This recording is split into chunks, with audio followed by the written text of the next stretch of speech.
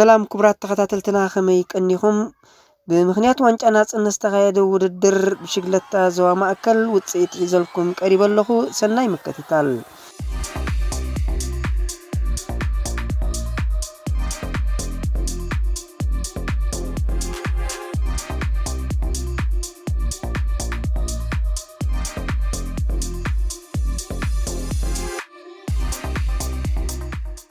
بفدرشن بشلتا زوا مأكل تودي بن سلسة مدرخ زغلصل وانچ ناصነት 2025 ኣብ ዝተፈላለዩ ቦታታት ከተማ ኣስመራ ካብ ዕለት 4 ክሳብ ዕለት 18 ግንቦት 2025 ክሳላሰል እዩ ኣብዚ ናይ ሰለስተ መድረኽ ውድድር ቸርኪቶ ናይ ከተማ እምበኣር ንተቐዳደምቲ ብግዜ ብነጥቢ ከምኡን ብጋንታ ሽልማት ተዳሊሎም ይርከብ በዚ መሰረት ቀዳማይ መድረኽ 4 ግንቦት ተቐዳደምቲ ኣብ መወዳደር ቦታ ከባቢ ሲት ፓርክ ተበጊሶም ኢሚግሬሽን ቢምቦሪ ሰናይ ላተሪያ ባርፎሊያ ሼዳ ሲት ፓርክ ዝዛዘም ሓደ ዙርያ 2.92 ኪሎ ሜትር ርሕቀት ዘለዎ ውድድር ኣካይዶም ፈለማ እምበኣር ውድድሮም ዘካየዱ ተቐዳደምቲ ጁኒየር ደቂ ተባዕትዮም ነይሮም ኣብ ዝውድድር 116 ኪሎ ሜትር ንምሽፋን ኣብ መስርዕ ተረኺቦም ተቐዳደምቲ ክልተ ኢንተርሚዲየት ድማ ተሰሊዐሎም ነይረን ኣብ ቀዳማይቲ ኢንተርሚዲየት ቀዳማይ ኮይኑ ዝተዓወተ ተቐዳዳማይ ኤልት ክፍሎም ካልኣይ ንፍታሌም ኤፍሬም ክልቲኦም ካብ ጋንታ ኤሪተል ሳልሳይ ሚካኤል ዳንኤል ካብ ጋንታ ደንደን ኣብ ካልኣይቲ ኢንተርሚዲየት ቀዳማይ ቤንሁሪ ዕብዮ ካልኣይ ኖህ ሙልጌታ ሳልሳይ መሓረዝጊ ሕሳቡ ሰለስቲኦም ብውልቂ ነጥብን ግዜን ከሲቦም ኣብ መወዳእታ ጽበታ ውድድር ድማ ናታን ተስፋዓለም ካብ ጋንታ ደንደን ኪዳነ ሙሉ ብርሃን ካብ ጋንታ ደቡብ ኢሳያስ ማህደረ ብውልቂ ናኦድ ደሳለ ብውልቂ ኣርባዕቲኦም ውድድር ክዛዘም ሓደ ዙርያ ምስተረፈ ካብ ዓባይ ጉጅለ መሊቆም ነጥብን ግዜን ከመዝግቡን ከለው ዓባይ ጉጅለ ኣብ ዘካየደቶ ጽበታ ውድድር 5 ኮይኑ ዝተዓወተ ሚካኤል ዳንኤል ካብ ጋንታ ደንደን ሻድሻይ ሮም የግብጻው ካብ ጋንታ ትጽቢት ሻውዓይ ነታን ቴድሮስ ካብ ጋንታ ደንደን ሻምናይ ኤልት ክፍሎም ካብ ጋንታ ኤሪተል ታሻይ ንፍታሌም ኤፍሬም ካብ ጋንታ ኤሪተል ዓስራይ ናኦድ በረኸት ካብ ጋንታ ሰንበል ድማ ናይ መድረኽ ዓወት ብምዝጋብ ነጥብን ግዜን ከሲቦም ኣብዚ ዝተኻየደ ውድድር ናታን ተስፋዓለም ካብ ጋንታ ደንደን ብግዜ ክመርሕ እንከሎ ኪዳነ ሙሉ ብርሃን ካብ ጋንታ ደቡብ ኢሳያስ ማህደረ ብውልቂ ድማ ይስዕብዎ ኣብ ናይ ጋንታ ቅልስ ጋንታ ደንደን ጋንታ ደቡብ ጋንታ ኤሪተል ተመራሪሐን ይርከባ ኣብ ናይ ነጥቢ ድማ ናታን ተስፋዓለም ካብ ጋንታ ደንደን ብ11 ነጥቢ ክመርሕ እንከሎ ኪዳነ ሙሉ ብርሃን ካብ ጋንታ ደቡብ ብ9 ነጥቢ ኢሳያስ ማህደረ ብውልቂ ብ8 ነጥቢ ይስዕብዎ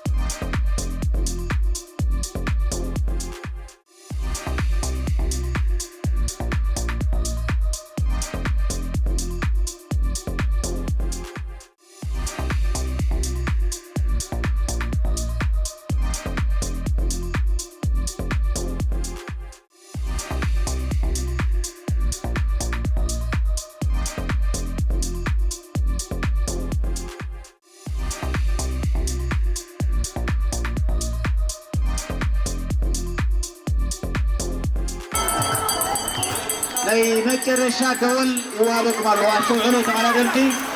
ናይ መጨረሻ ደወል ይዋበኩም ኣለዋ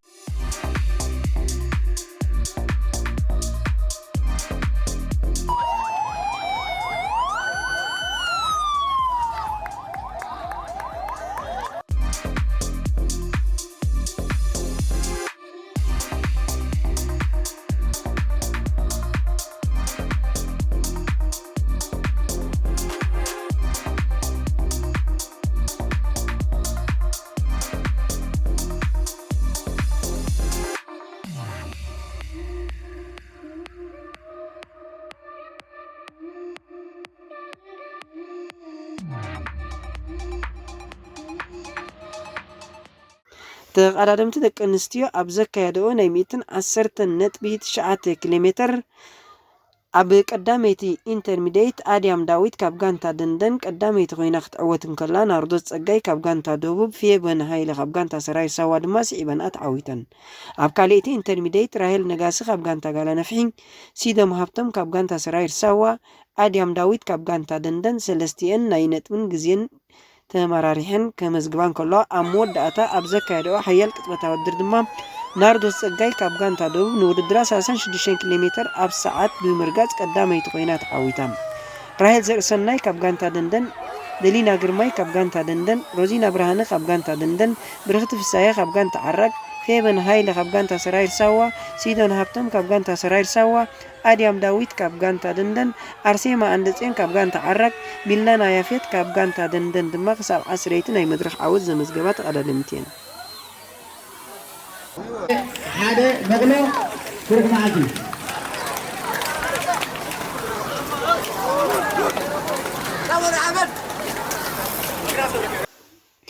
ኣብ መወዳእታ ውድድሮም ዘካየዱ ተቀዳደምቲ ዓበይትን ትሕቲ 23 ዓመት እዮም ነይሮም ዘም ተቀዳደምቲ 160.6 ኪሎ ሜትር ንምሽፋን እዮም ኣብ መስርዕ ተረኺቦም ውድድሮም ኣካይዶም ኣብ ቀዳመይቲ ኢንተርሚዲየት ቀዳማይ ኮይን ዝተዓወተ ኑር ኣሕመድ ዓብዱልዋሃብ ካብ ጋንታ ኣስፔኮ ካልኣይ ናትና ኤልዮናስ ካብ ጋንታ ሰንበል ሳልሳይ ናሆም መኮነን ካብ ጋንታ ኤሪተል ክዕወቱ እንከለዉ ኣብ ካልእቲ ኢንተርሚዲየት ዝተዓወቱ ተቀዳደምቲ ድማ ኣቀዲሞም ናይ ውልቅ ተቀዳደምቲዮም ካብ ዓባይ ጉጅለ ብሓያል ናሃሪ ብምምላቕ ንኣስታት 20 ኪሎ ሜትር ንበይኖም ዝተጓዓዝዮም ዘም ተቀዳደምቲ እዚኦም ፊሊሞን ተወልደብርሃን ኢሳያስ ፍሳሐ ሜሮን ግርማይ ሰለስቲኦም 3-2-1 ነጥብን ግዜን ክኸስቡን ከለዉ ምስኦም ዝወዓሉ ተቀዳደምቲ ሴም ምህረተኣብ ፍናን ግርማይ ድማ 4-5 ኮይኖም ብምዕዋት ነጥብን ግዜን ግን ክረኽቡ ኣይከኣሉን ኣብ መወዳእታ ድማ ዓባይ ጉጅለ ክትውሕጦም ተረኺባ ዞም ተቀዳደምቲ እዚኦም ዓባይ ጉጅለ ሓደ ዙርያ ክትርፍ ዝናብ ማይ ብምምጽኡ ድማ ነቲ ሓያል ቅጽበታዊ ውድድር ብማይ ተሰኒዮም እዮም ኣካይዶሞ ኣብዚ ሓያል ቅጽበታዊ ውድድር ዝተኻየደሉ ድማ ቀዳማይ ኮይኑ ዝተዓወተን ናይ ውልቅ ተቀዳዳማይ ናሆም ገዛኢን ውድድሩ በኣስታት 44 ኪሎ ሜትር ኣብ ሰዓት ብምርጋጽ ቀዳማይ ኮይኑ ተዓዊትሉ ካልኣይ ዳንኤል ፍጹም ብርሃን ካብ ጋንታ ኣስፔኮ ሳልሳይ ናኦድ ብርሃነ ካብ ጋንታ ደንደን ራብዓይ ዳንኤል ሕደጎ ካብ ጋንታ ደንደን ሓሙሻይ ሄብሮን ብርሃነ ካብ ጋንታ ሰንበል ሻድሻይ ናሆም መንገሻ ብውልቂ ሻውዓይ ናሆም መኮነን ካብ ጋንታ ኤሪተል ሻምናይ ኑር ኣሕመድ ዓብዱልዋሃብ ካብ ጋንታ ኣስፔኮ ታሽዓይ ኣሌክሳንደር ተክሉ ብውልቂ ዓስራይ ፋኒ ኤልዮናስ ብውልቂ ምዃን ድማ ናይ ቀዳማይ መድረኽ ዓወት ዘመዝገቡ ተቀዳደምቲዮም ክቡራት ተኸታተልትና ካልኣይ መድረኽ ኣብ ከባቢ ሞኖፖሊ ኣብ ዝካየድ ዋንጫ ናጽነት ክንራኸቢና ክሳብ ሽዑ ሰናይ ቅነ ንሕጂ ግን ኣብ ናይ ዓበይትን ትሕቲ 23 ዓመትን ብማይ ተሰኒዩ ነቲ ሓያል ቅጥበታዊ ውድድር ቀዳማይ ኮይኑ ዝተዓወተሉ ናይ ውልቀ ተቀዳዳማይ ናሆም ገዛኢ ዘካየድና ዕላል ናባኹም ከነብሎ ኢና ሰናይ ምክትታል ሰላም ክቡራት ተኸታተልትና ናይ ዋንጫ ናጽነት ዓበይትን ትሕቲ 23 ዓመትን ኣብ ከባቢ ሲነማ ሮማ ከም ዝኽንከታተሉ ዝወዓልና ብክብ ዝበለ ስነ ስርዓት እዩ ቀዳማይ መድረኽ ጀሚሩ ዘሎ ኣብ ናይ መወዳእታ ሓደ ዙርያ ክትርፍ ድማ ማይ ኣብ ምምጻእ ስለ ዝጀምር ዝነበረ ድሮ ታሓንቲ ዙርያ ቅጽበታዊ ውድድር ከካይዱ ከለውን ብማይ ዝተሰኒዮም እዮም ቅጽበታዊ ውድድር ኣካይዶም ተቀዳዳማይ ብውልቅ ኮይኑ ዝወዳደር ናሆም ገዛኢ ድማ ነታ ናይ ቀዳማይ መድረኽ ተዓዊቱላ ኣሎ ናሆም ገዛኢ ከመይ ከም ዝነበረ እቲ ውድድር ሓበሬታ ክበና ምሳና ኣሎ ፈለማን ሓጎሰካ ናሆም ገዛኢ ውድድር ከመይ ጸኒሑ ውድድር ሓኒ ጸኒሑ መወዳእታ ማይ መጽዩ ከመኪታ ናይ ብሓቂ ናይ ቅጽበታዊ ውድድር ክኢላ ምዃንካ ካብ ግዜ ናብ ግዜ ናይ ቀደምካ ተመሓይሸለኻ እንታይ እቲ ምስጢር سرحكا ديما تنقريل قصوتا ودر اب سينما روما صاليخا تعوت فلاي اسك جمرو معاس اسك ذكرتي اب ساساي ديفيجن اب يوز نورولن جونيور نورولن عوتاتكا ساساي ديفيجن كالاي ديفيجن تعويته نيرو بزح غزي عود او ندي ناملاخ سينما روما سقلل بابك ما يبحق خطعوت الله بتعم يدي عوت الله مودقتنا قاطي مكان يرو مسبرتي ابياتا مودقت نيرا سينما روما مودقت خاب سينما روما ابا معوتي تكون السا معوتي تيكاس اسكن لومي نبر ودرك نملس 166 كيلومتر يخم شفينكم ابزخ بزحنا ملاقفتنا يكاد نيرو امودعتا عباي قجله ماي تستحوسوا بماي تسنيهم نتعباي قجله بقصبتها ودر سعير كيا كما يتسمعك تايم عفوتني هولا كان بتعم صوت تسمعني مولات حقوسي لما انت تحقسي فني بقول كيك مخانيس مره تحقسي كما يسك بقول كخا ابزي نبر خبدته مستماي منصم ودعتا مست 166 كيلومتر كان نويحيو فتان وددريو انت حاجز تروحوا بنيركم من حجزكم نير عايزين ما حجزت يوم لو تفوزي بتاع حواتي بك زي سلازي ولا تعود سنه عم يبيلو ايوه حق لا عرضي وجيمي ترالو انا يبيلو صبق اسك قداماي مدرخ تعويت قالوا لها كلا انسان ساي مدرخ نون صبيهنا له ابز خاب بنطب بغزي كون بغانتا يشلما زلو امتى خصيت كسرح انا افتاني نطبي طريقه كسرح سيخه ناتي ايو كن املاح فلتك ابن غزي خانسر كن حجي اب غانتا اريتل نيركا ابي غانتا تاسك نيركا ثلاثين سنبل مجمرتا سبيكون يرا شعوتي لا خيدي كابتي لا سنبل اب عبيت مسغر كا اب انت غانتا اتي اب تيلن يرا ابي نيركا وانت ناصነት تعويت كتفلد وانت ناصነት يتعودكم كالي عوتاتك كالي عوتات ስለዚህ ነዚህ ክቡር በዓልና ነካይዶ ዘለና ዋንጫ ናጽነት ንምጭባጥ በቀዳማይ መድረኽ ዓወት ፈሊምካ ያለኻ ዋንጫ ናጽነት ንዓኻ ትበሃል ከሎ እንታይ ሓላፍነት የሸክመካ ክብሩ ከክሳብ ክንደይ ከቪዲዮ አናስ ታይሞ احنا ከምዚልና ተጠውይልና ወርሱ ክንገብር ሓሊፎም ማዓታሉ حواسنا عرفتنا ابوتاتنا بحقوتاتنا በቃ نعوم الناس በቃ نغبرها نورس صبونا حقي اب سلام ዝኾነ ታብ ነፃ ሓራ መሬት ኤርትራ اب ነካይደሉ ዘለና ፍቅሪ ህዝቢ ኤርትራ ነውዕሎ ዘለና በዓል ሃዋው ቕንያት ናጽነት ይሞ احنا ونዛ ማዓልቲ ናጽነት ርዝኒ ዘለዋ ዋንጫ ክትዕወተላ ስሙሉ ተስፋይና ተዓዊትካ መወዳእታ ክንራኸብ ንሎሚ ብምኽንያት በዓል ናጽነት يوهانا تولم بس تمزيكا دلخ عوت عدل كنبك مجمرتا نتوبت ولاري تيم باينش كحسي حوس تعم خمس جنا دلي ابزقا حواتي له ناسنا لو جوميترا داني ادنش تاكسيستا قرب شموطه في انه انوار تكا محري عبقى انا عايز بصلهم انا تعويت نحن خا بزي كله لو ما انت تمزقفك عاود ناب اذن سمعتي خمزلك حسابك مغلاصك ازينا نمزغنك فاني التاكسيستا بحقي حس قنيات بعد ناصነት كغبرلنا ازينا نمزغن برتع قصل ابزل على غانتا بصيحه خنريك سمول تسفاينا نحجي مزيد خام كاد لخيا مسماين غلن ازينا نمزغن يقنينا ثانك يو انا ثانك يو